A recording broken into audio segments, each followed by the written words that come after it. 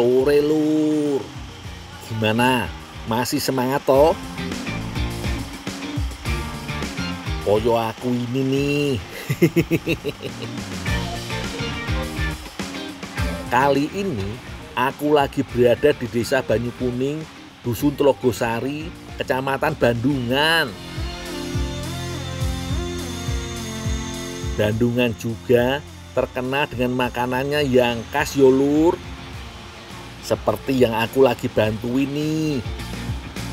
Tahu terasi, serasi maksudnya.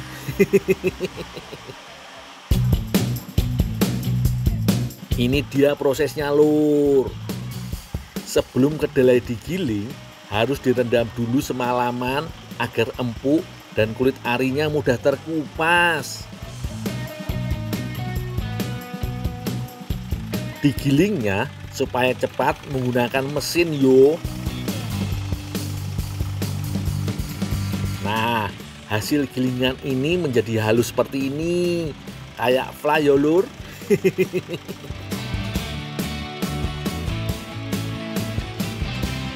Setelah selesai digiling, barulah kedelai disaring lur. Tambahkan juga air secukupnya.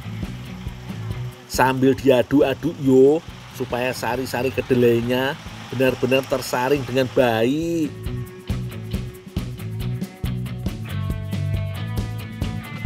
Dalam satu kali produksi, UMKM tahu serasi ini dapat memproduksi sampai 1 kuintal kedelai lur.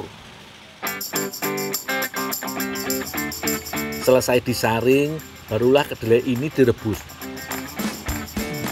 Perebusan dilakukan kurang lebih 1 jam lamanya. Di sini perebusan masih secara tradisional, yaitu memakai kayu bakar. Saat perebusan kedelai pasti akan mengeluarkan busa. Nah, busa ini biasanya langsung dibuang lur. Jadi kualitas kedelainya lebih bagus untuk pembuatan tahu. Setelah 1 jam perebusan, langsung diangkat kedelainya yo.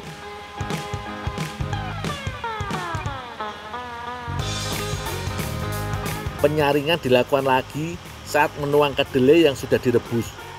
Fungsinya agar tahu benar-benar bersih sehingga tahu menjadi lebih lembut lur.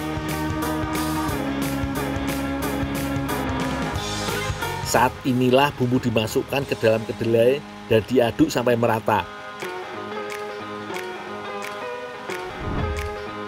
Ini dia, tahunya sudah mulai terlihat teksturnya kan?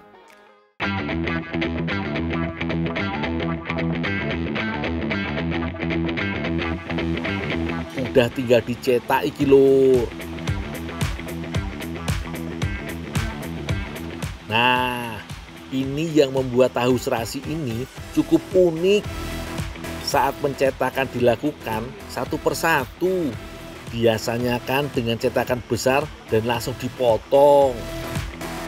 Apa gak pegel yuk kalau satu-satu gini? Pencetakan gini bukan tanpa alasan loh. Katanya agar tahu menjadi lebih padat. Prosesnya belum selesai yo lur.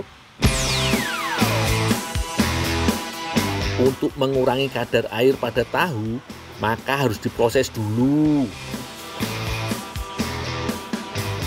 Masih secara manual loh, menggunakan beban cor-coran seperti ini.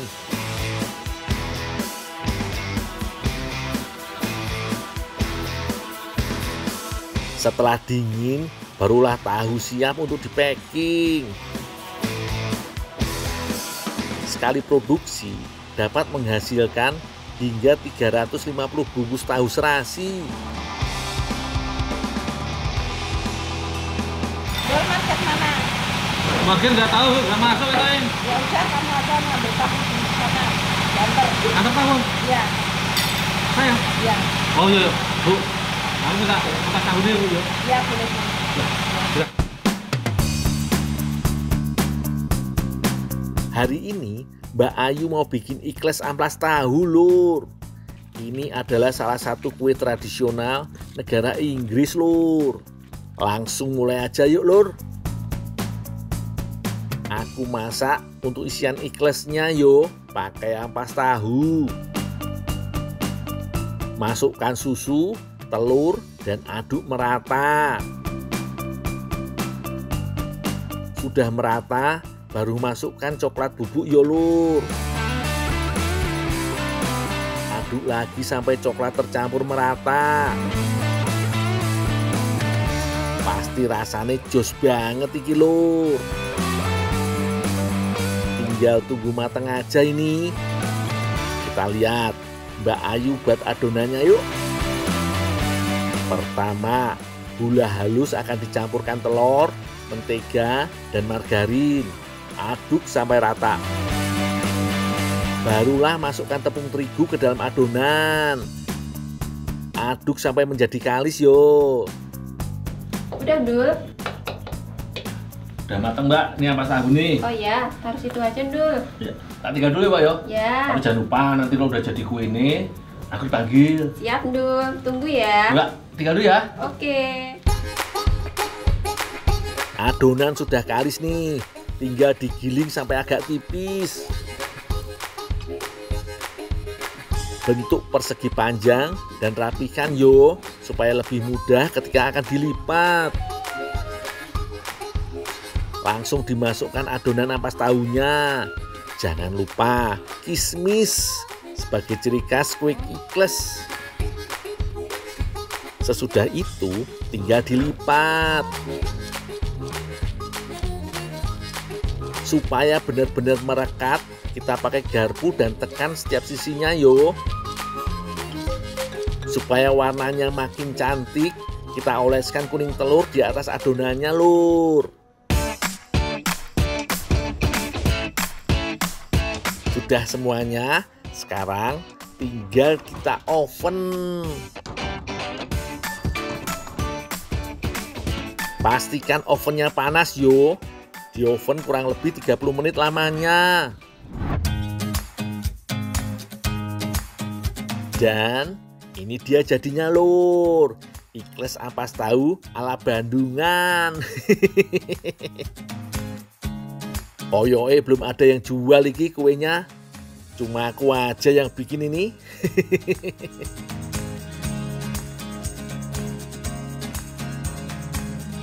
Rasanya enak banget iki lur. Jadi bagian pastrinya itu garing krenyes-krenyes, tapi dalamnya masih empuk. Aroma ampas tahunya juga samar-samar masih ada. Walaupun dianggap limbah, tapi ini banyak khasiatnya yo. Di Jepang aja ampas tahu cukup digemari. Ayo, dicoba masak ampas tahu.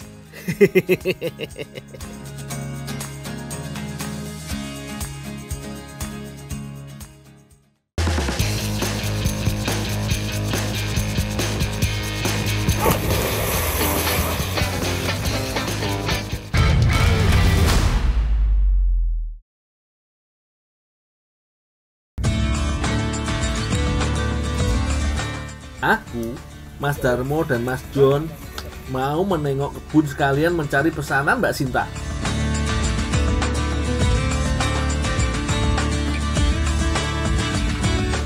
Kebetulan adik sepupuku yang paling bontot iki lagi pengen bikin dendeng penalu. Jadi aku dan teman-teman mesti sedikit usaha untuk mencari daun penalu yang masih cukup segar. Di desa Guosari, Kecamatan Pajangan, Bantul ini masih banyak pohon-pohon rindang yang ditumbuhi benalu. Wah iki pas banget posisinya di tepi sungai. Daun benalunya segar dan tidak kering. Daun benalu termasuk jenis tumbuhan yang menumpang hidup dan menyerap nutrisi pada pohon aslinya. Seringnya dianggap tanaman pengganggu yo, kecuali di kampung ini daun benalu malah sering diolah menjadi makanan enak. Aku mesti naik sampai ke ujung batang iki. Soalnya ada benalu yang bagus kuy.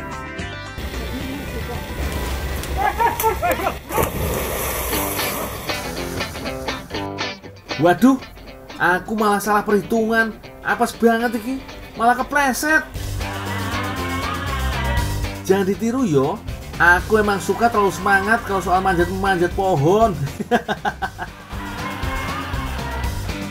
Berhubung aku masih basah kuyup gini, mending Darmo aja lah yang urus daunnya. Dul, udah Dul, tak bersihin dulu nih Dul ya. Oh, ya. Ya, oke. Tak cari lagi yang lain. Ya Dul. Sebelum diolah jadi dendeng, daun benalu harus dipisahkan dari batang dan ranting aslinya. Sebaiknya pilih daun benalu yang segar yo, jangan pilih yang kering. Nanti hasilnya jadi kurang nikmat.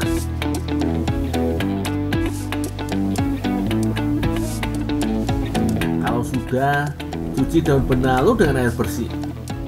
Sambil diperhatikan yo, jangan sampai ada getah atau serangga yang masih menempel. Bisa berbahaya kalau sampai ikut termakan. Ulangi mencuci dan bilas sekali lagi yo. Pokoknya sampai semua debu dan kotoran hilang.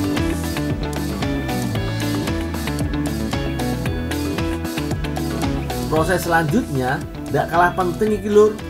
Daun benalu wajib direbus dulu. Daun yang sudah ditiriskan langsung dirajang wae supaya lebih gampang dicampur ke adonan dendeng. Kalau dirajang begini, aroma khas daun benalu akan lebih keluar saat dimasak loh. Mbak Ani dan Mbak Sinta sudah kompak menyiapkan bahan bumbu dan adonan dendeng. Semua bumbunya diulek halus yo.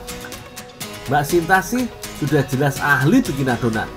Untuk dendeng, adonannya terbuat dari tepung tapioka dan air. Oh iya, tepungnya juga ditambah tepung terigu serbaguna supaya lebih gurih dan renyah. Ini daun cincang benalunya. Oh ya, makasih ya. Ya. Kalau adonan sudah mengental, masukkan bumbu halus. Aduk sampai rata dan warnanya sedikit berubah. Kemudian, campurkan daun benalu pohon ketapang. Ini bisa menambah cita rasa dendeng kampung. Aromanya juga berubah, khas daun benalu yang bisa membuat selera makan bertambah. Kalau sudah tercampur rata, masukkan adonan ke dalam kantong plastik. Yuk Mbak Sinta, cepetan direbus. Penonton kayaknya sudah nggak sabar iki. Aku juga sih. Mbak, aku tak rebus dulu ya. Iya.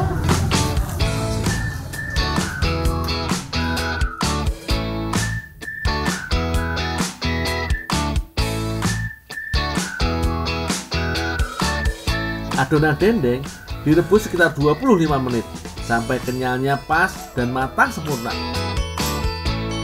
Dengan merebus adonan begini, kuman-kuman dan bakteri jahat juga ikut mati. Kalau ditekan-tekan seperti ini sudah mulai mengeras, tandanya sudah bisa diangkat. Mbak, sudah matang ini. Oh iya, sini ya.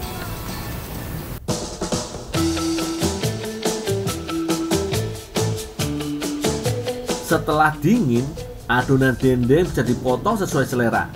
Kalau di kampung ini sih terbiasa dengan potongan tempe. Tinggal selangkah lagi ki. Mbak, aku goreng dulu ya. Oh iya. Bener banget, dendeng harus digoreng dulu sebelum disantap. Nggak lama kok, soalnya semua bahan kan sudah matang.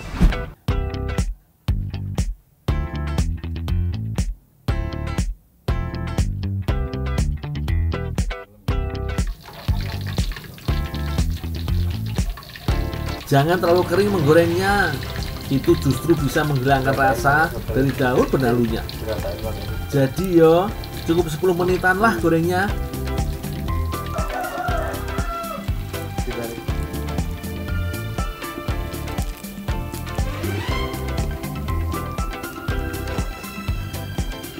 Wis, beres iki.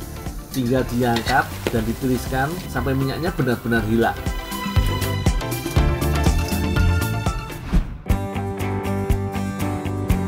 Semua makanan di kampung rata-rata bahannya alami dan menyehatkan. Makanya gak heran umurnya panjang dan sehat-sehat. Dicicip. Pak. Dendeng benalu paling pas dijadikan lauk makan siang. Bisa juga sih jadi cemilan sore. Dijamin nggak bisa berhenti makannya deh kalau udah nyobain gurihnya dendeng benalu.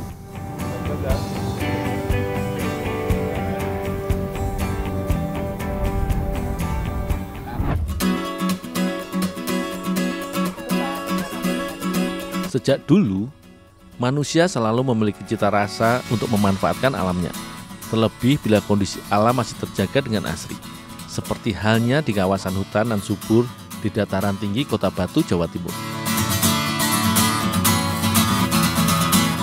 Di areal Kabupaten Pinus yang luas inilah, aku mencari buah liar yang tumbuh di semak-semak, yakni arbei hutan, atau disebut celing dalam bahasa lokal. Buah dengan nama ilmiah Rubus reflux ini memang dikenal sebagai cemilan alami yang enak. Rasanya asam dan sedikit manis, mirip dengan stroberi muda. Celing tumbuh liar di daerah terbuka, lembah dan semakin subur di dataran tinggi. Di dunia, ada lebih dari 200 jenis arbei hutan dengan masing-masing nama ilmiah. Namun, semuanya memiliki kesamaan, yakni melimpah akan nutrisi penting. Beragam penelitian membuktikan bahwa senyawa organik pada celing dapat berfungsi sebagai antioksidan, antibakteri, obat asam lambung, dan kandungan vitamin C-nya yang tinggi mampu menjaga stamina tubuh. Tak heran, para pendaki gunung seringkali mengandalkan celing untuk bertahan hidup. Di beberapa wilayah tanah air, celing sudah dibudidayakan. Selain sebagai tanaman hias, celing juga diolah menjadi campuran selai arbei. Kini, aku akan mengkombinasikan celing dengan makanan tradisional yang sudah lama lekat di hati masyarakat Malang khususnya, yakni jajanan kenyal dan gurih yang disebut sempol. Tekstur celing yang lunak membuatnya mudah untuk diolah. Cukup dipotong dalam ukuran kecil, buah yang juga disebut stroberi alpin ini bisa langsung dimanfaatkan. Sayangnya, kali ini aku tak mendapat banyak celing matang. Padahal, buah celing matang dalam jumlah yang banyak dapat mengubah warna olahan makanan. Ini dikarenakan adanya pigmen antosianin yang mampu menghasilkan warna kemerahan. Selagi aku memotong daging buah celing, Pak Gimin, pembuat sempol asli Kota Batu ini, mengolah bumbu-bumbu yang diperlukan. Untuk membuat sempol yang nikmat, bahan yang digunakan cukup beragam. Kunci dari rasa terletak pada bumbu intinya yang terdiri dari bawang putih, bawang merah goreng, dan garam. Semua komposisi dipastikan tepat, lalu dihaluskan.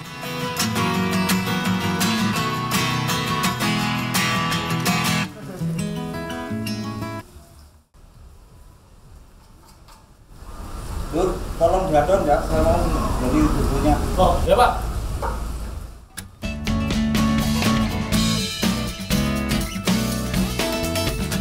Bahan pembuat sempol mirip dengan kuliner bakso.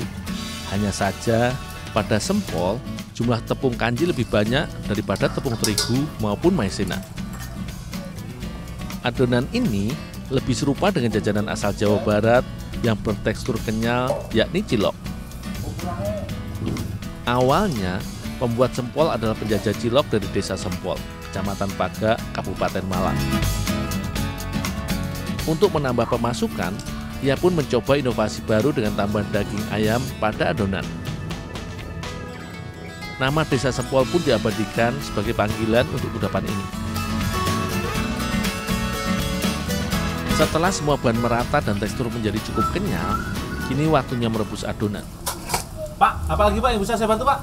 Ya, kamu bersih-bersih gerobak di sana. Oh ya Pak. Tentunya, ciri khas yang tak boleh hilang adalah tusuk serupa sate, tempat menempelnya sempol. Perebusan adalah tahap yang penting dalam pembentukan tekstur sempol. Pada proses rebus, aci atau tepung kanji akan menyerap air hingga membuat sempol menjadi lebih kenyal. Sementara Pak Gimin melanjutkan proses perebusan, aku menyiapkan gerobak motor untuk menjajakan sempol celing yang sehat ini. Di suasana dingin seperti ini, pasti banyak yang menanti untuk mencicipi gurihnya sempol hangat.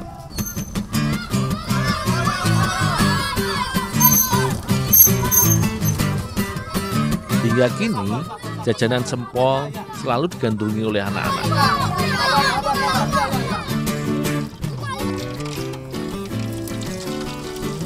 Tak heran memang, sempol goreng dengan balutan telur ini sangatlah nikmat. Terlebih bila digandengkan dengan saus kacang ataupun sambal.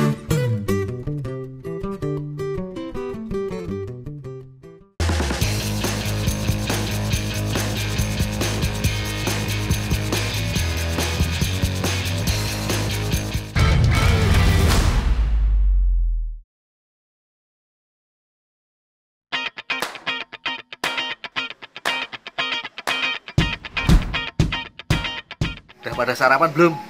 Sarapan durian dulu yuk.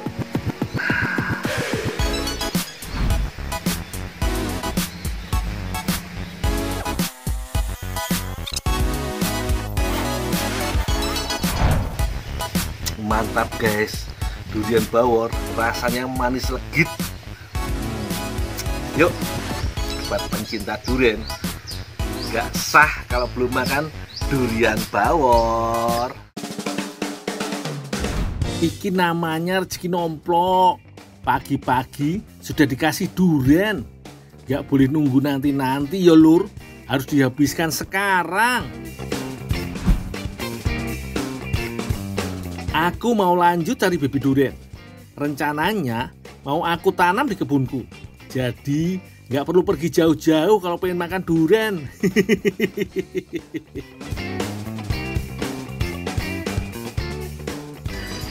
Aku sekarang ada di Banyumas nih guys. Tepatnya di desa apa mas? Karangrau. Di Karangrau.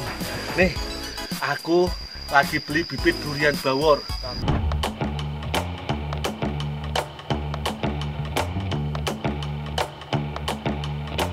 Ternyata aku malah sekalian diminta membantu ngambil durian. Aku yo jelas mau bantu lur. Siapa tahu dapat jatah durian bawor.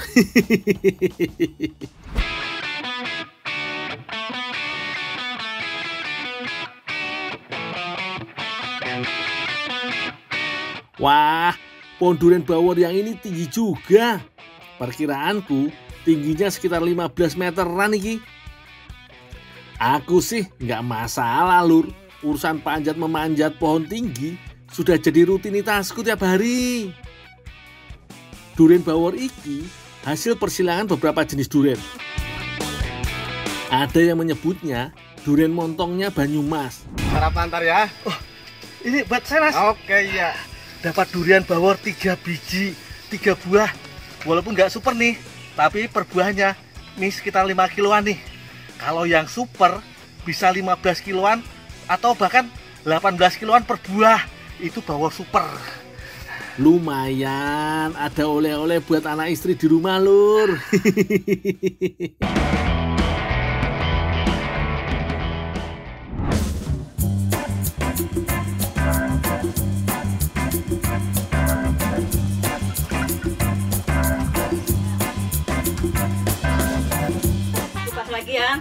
Oh iya bang.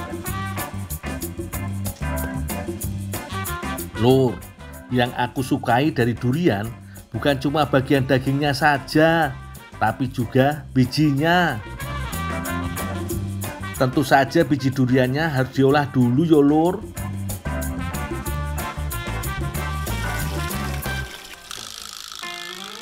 Ada banyak cara mengolah biji durian jadi panganan. Tergantung mau dibikin jenis masakan apa.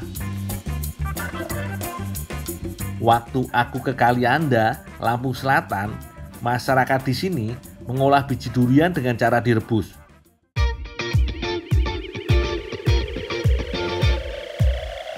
Kalau biji duriannya sudah mulai terbelah, biji durian sudah boleh diangkat nih lur.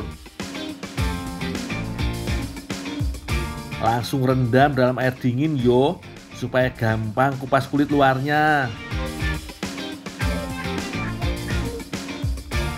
Biji durian ini mengandung karbohidrat yang lumayan tinggi loh. Malah melebihi singkong dan ubi jalar. Bersama Bu Aminah, aku olah biji durian ini menjadi rendang. Tetap pakai daging sapi kok lur. Jadi proteinnya dari daging sapi, karbohidratnya dari biji durian. Mantap toh? Bumbu dan rempah sudah disiapkan. Uniknya, kelapa parut dicampur dengan irisan bumbu dan rempah. Lanjut goreng bumbu sampai kering.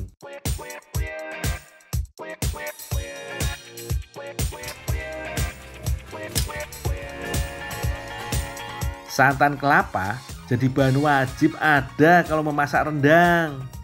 Santan yang dipakai adalah yang perasan pertama. Bumbu yang sudah digoreng lanjut diulek sampai halus. Masukkan potongan daging sapi ke dalam bumbu yang sudah halus.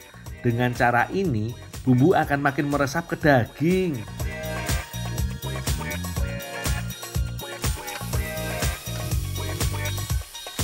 Masak daging sapi terlebih dahulu. Tuang santan kental dan terakhir masukkan biji durian.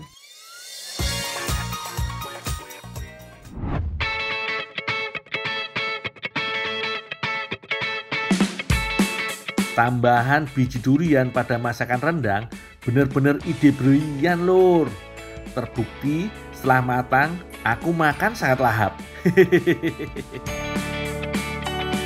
Kalau rendang daging sapi saja jadi makanan nomor 1 terenak di dunia, apalagi rendang biji durian yo, enak pol.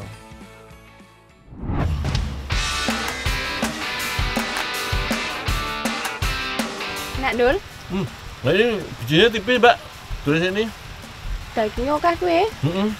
Nah, kalau untuk bikin rendang, biji duriannya direbus lalu dimasak bersama daging sapi dan bumbu. Kalau diolah jadi kue, cara mengolahnya sedikit berbeda lur. Tetap melewati perebusan, cuma setelah direbus, iris tipis biji duriannya. Mbak, biji duriannya saya rebus dulu mbak ya. Ya Dul, sana bawana.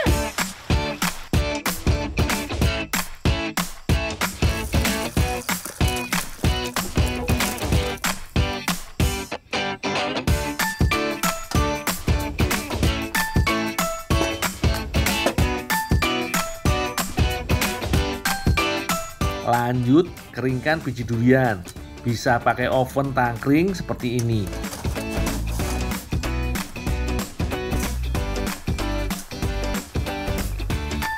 Waktu aku ke Desa Patuk, daerah istimewa Yogyakarta, biji durian diolah jadi kue Putri Ayu.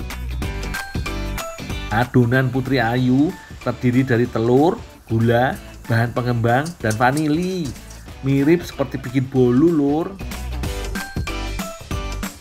Nah, kalau biasanya adonan Putri Ayu pakai tepung terigu, kali ini terigunya diganti dengan tepung biji durian.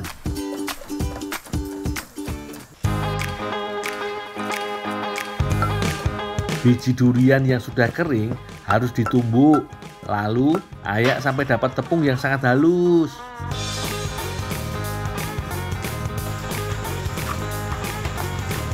Mbak, biji duriannya mbak udah jadi tepung. Oh iya, tepungnya kenapa Mas? Tinggal campur tepung biji durian dalam adonan. Oh iyo, disebut Putri Ayu karena kue ini punya rupa yang ayu alias cantik lur. Kelapa parut di dasar cetakan, sementara adonan di atasnya.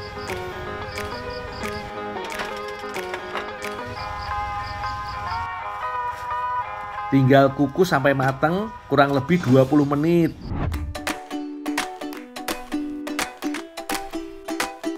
Ini hasilnya lur, Putri Ayu dari biji durian. Mbak, monggo mbak dicicipin mbak, ayo, matang.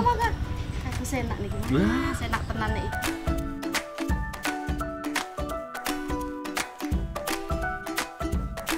Rasanya gurih, manis, dan pastinya lembut banget.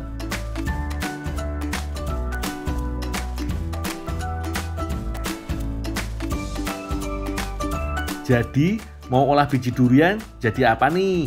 Rendang atau kue Putri Ayu? Pilihan yang sulit yo.